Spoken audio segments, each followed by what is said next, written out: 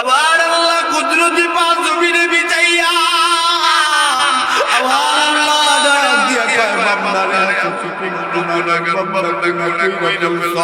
Tension করিস না, আমি আল্লাহর কাছে চাইবা, আমি আল্লাহ তোর জিন্দেগির গুনাহগুলো মাফ কইরা দেব। এই বান্দা তাহাজ্জুদে ঘুম থেকে উঠিনা, আমার আল্লাহ রাগ করে না, গুসা করে না।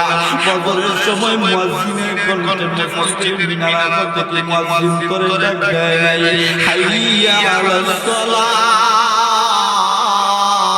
এই বান্দা নামাজের জন্য আয়া, আবার মুয়াজ্জিন করে ডাকছে হাইয়া আলাল ফালাহ।